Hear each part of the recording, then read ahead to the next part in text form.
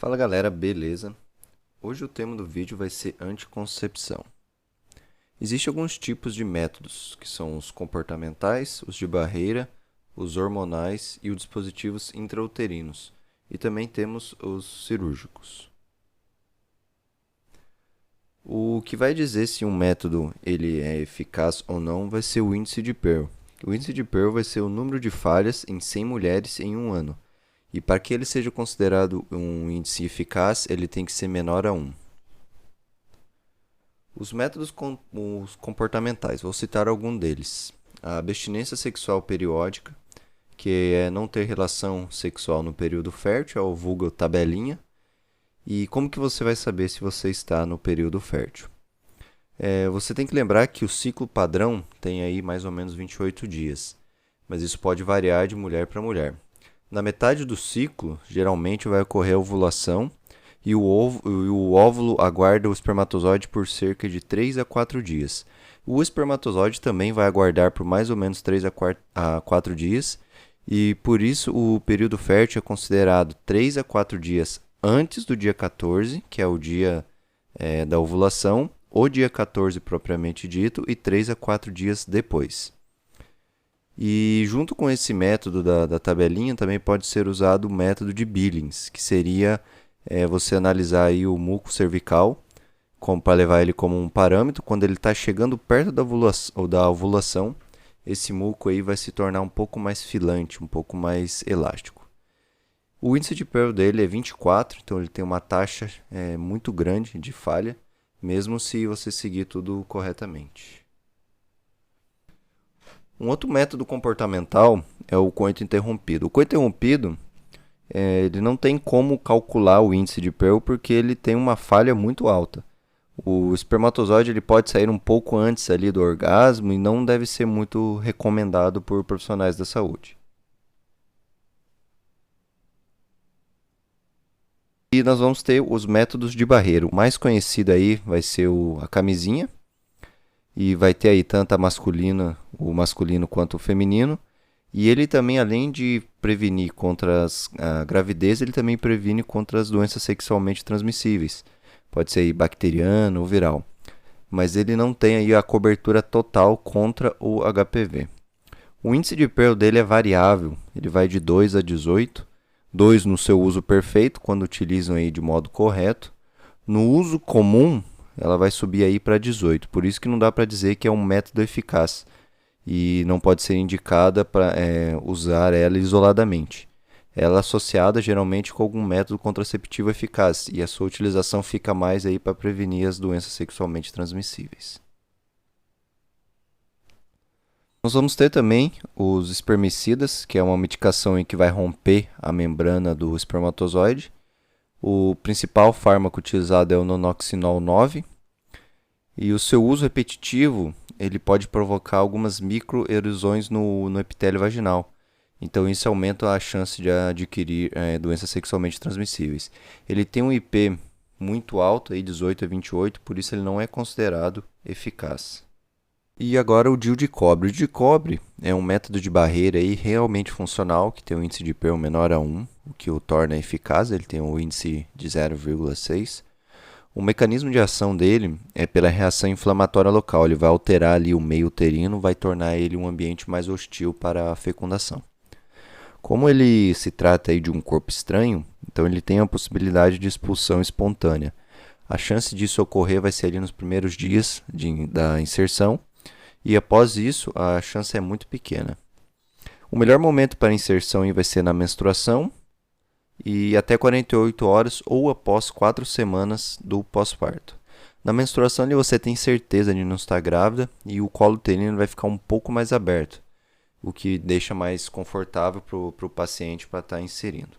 No puerpério, em até 48 horas de um parto normal, você já pode colocar, ou 4 semanas pós o parto. Ele não pode ser entre esse período pela chance aumentada de expulsão dele. A doença inflamatória pélvica, com o DIU de cobre, ele vai ter um maior risco nos primeiros 20 dias após a colocação. Depois disso daí a chance é a mesma de quem não usa DIU, então não vai alterar. E o fator de risco não é pelo DIU, e sim pelos patógenos prévios de doenças sexualmente transmissíveis. O DIU somente ele vai servir como um veículo.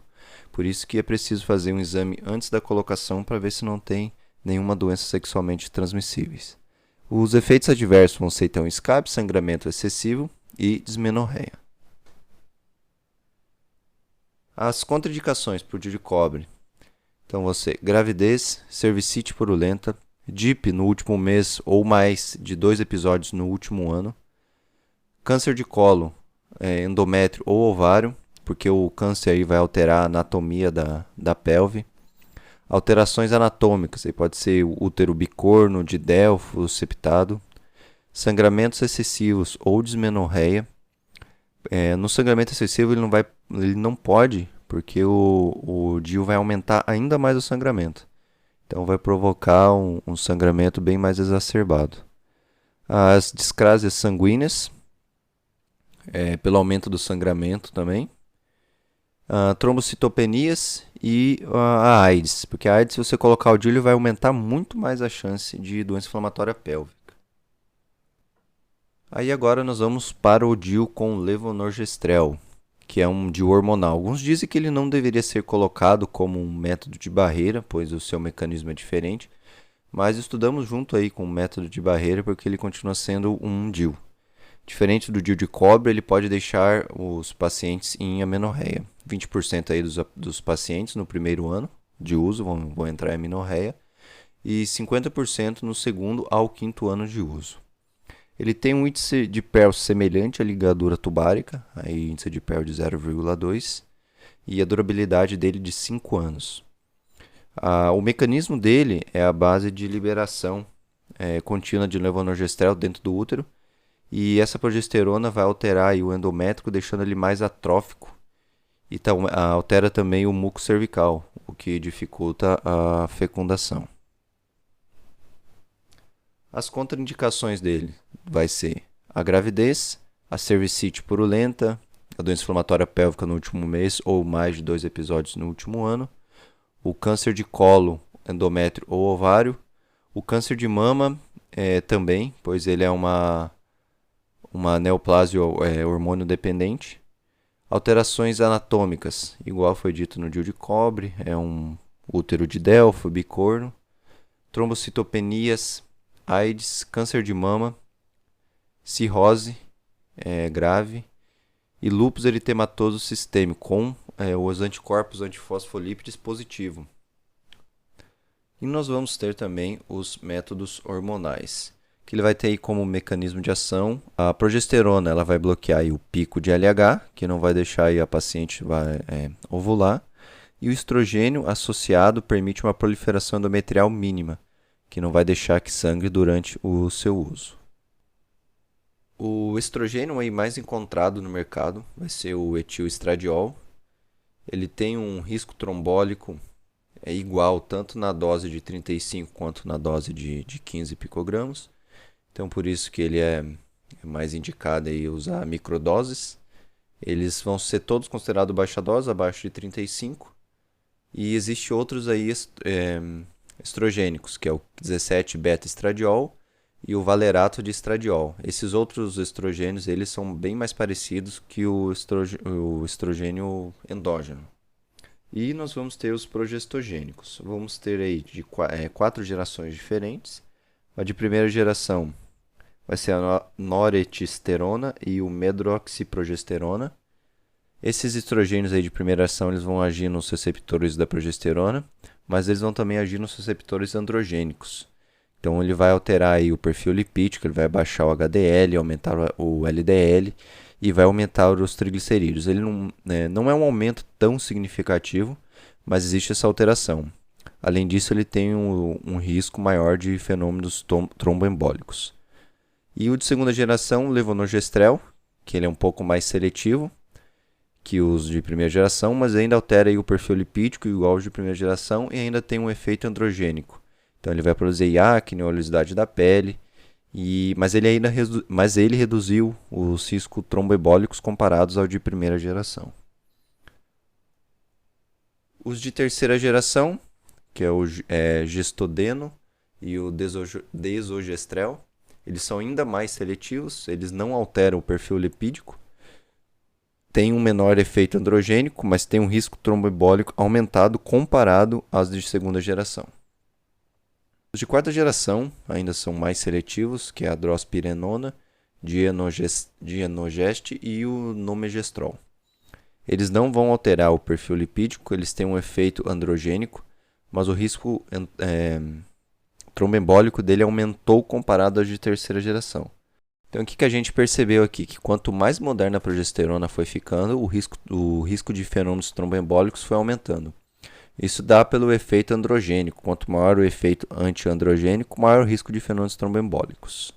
Esses riscos de fenômenos tromboembólicos dos progestogênicos, se a gente for comparar com o risco na gestação, a gestação vai ter um risco muito maior que qualquer progesterona. Então não podemos demonizar aí os anticoncepcionais por causa disso. Vejo muita gente falando que não toma pelo risco tromboembólico, sendo que a gravidez tem um risco muito maior. E ainda falando sobre esse risco aí, ele é muito maior aí no seu primeiro ano de uso e quando você faz a troca por outro tipo de progestogênico ou outro tipo de anticonceptivo oral. Nós vamos ter aí alguns efeitos benéficos, como ele vai proteger aí contra a gravidez ectópica, ele vai diminuir a ocorrência de câncer de ovário e de endométrio, vai diminuir a endometriose, diminuir a cólica menstrual, diminuir os sintomas das síndromes pré-menstruais, ele vai diminuir a anemia. Então ele tem muitos efeitos benéficos comparados aos efeitos de malefício. E ele tem uma eficácia aí, um índice de PER de 0,3 a 0,5. E você precisa orientar quanto ao uso para o seu paciente. Ele, em geral, assim, essas eficácias dos métodos hormonais, vão ser bem similares. E você tem que orientar que o uso deve ser contínuo por 21 dias e parar 7. Se a cartela for de 24, a pausa de 4 dias e voltar no primeiro dia de menstruação. Sempre tomar um comprimido por dia e sempre no mesmo horário. Nós vamos ter algumas formas de apresentação. Vamos ter aí os anticonceptivos orais combinados, os injetáveis aí mensal, adesivo transdérmico, anel vaginal, injetável trimestral, pílula de progestogênico isolado e os implantes. O que está em vermelho aí, ele vai ter somente progesterona, enquanto os outros são combinados. O único que não usa o etinilestradiol é o injetável mensal, que usa estrogênico valerato de estradiol. As contraindicações, existe uma tabela que é enorme com as contraindicações, mas é quase impossível alguém conseguir decorar ela. O melhor jeito para aprender é saber as contraindicações ao estrogênio, pois ele está presente aí em quase todos os anticonceptivos hormonais.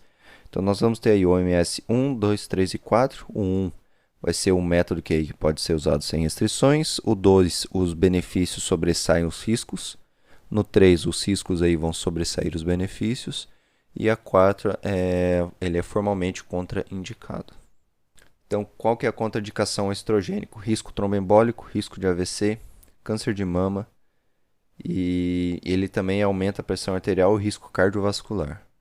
Bom, aqui está a tabelinha das contraindicações. Um paciente com hipertensão arterial sistêmica, diabetes mellitus maior ou igual a 20 anos ou vasculopatia, trombose venosa profunda ou trombofilias, tabagismo maior a 35 anos, não pode usar um método contraceptivo com estrogênio. Ou sem estrogênio, está liberado, que daí vai ser as injetáveis trimestrais, pílula progestogênica isolada ou os implantes. E no caso da epilepsia, enxaqueca com áurea, tem algumas pequenas observações que nós vamos falar aqui. No caso da epilepsia, o que vai levar em conta vai ser qual o anticonvulsivante que o paciente está usando. Se ele usa aí um indutor forte do citocromo P450 3A4, você não pode dar nada oral, nem com etinilestradiol, porque ele vai utilizar aí a mesma enzima, então não é indicado. A lamotrigina, você não vai usar nada com estrogênio. E no caso aí dela, você pode usar uma pílula de progestogênio isolado oral, injetável trimestral e o implante. O ácido valproico, daí ele não tem contraindicação nenhuma. No caso da enxaqueca com aura, ela está contraindicada nos casos aí, nos medicamentos com estrogênio, e o sem estrogênio ele está liberado, mas com algumas ressalvas. Se o paciente tem menor a 35 anos, ele vai poder usar com estrogênio. Se ele tem maior a 35 anos, não pode usar o estrogênio, porque ele tem um risco de AVC aumentado, e daí por isso que não vai utilizar. Os outros tipos de cefaleia pode usar qualquer outro método. Temos algumas outras contraindicações, que vão ser aí alterações hepáticas, como uma cirrose grave, tumores, hepatite viral aguda e colestase. Lúpus eritematoso sistêmico, se os anticorpos antifosfolípides forem positivos, você não vai poder tomar nada hormonal. Sangramento, quando não tem um diagnóstico. A intolerância por enjoo ou por não se sentir bem. E no caso dos antibióticos, o único antibiótico que realmente diminui a eficácia do anticoncepcional são a rifampicina e a rifabutina. Nós vamos ter aí também a contracepção de emergência, que é o levonorgestrel de 1,5 mg. Ele pode ser em dose única ou duas doses de 0,75 aí com 12 horas de intervalo. Ele pode ser tomado em até 5 dias. Em 24 horas ele vai ter 95% de eficácia. De 24 a 48 horas, 85%. E de 48 a 72 horas, 58% de eficácia.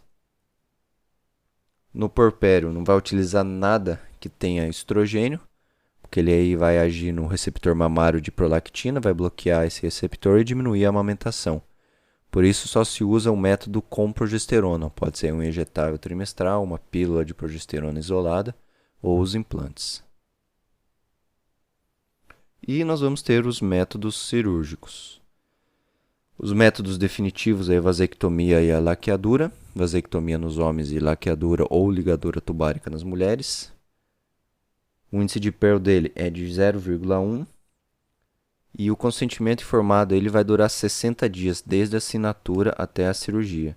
Você vai poder fazer a ligadura somente em menores de 25 anos sem filho, se tiver algum risco materno, em que ele não pode engravidar de maneira alguma.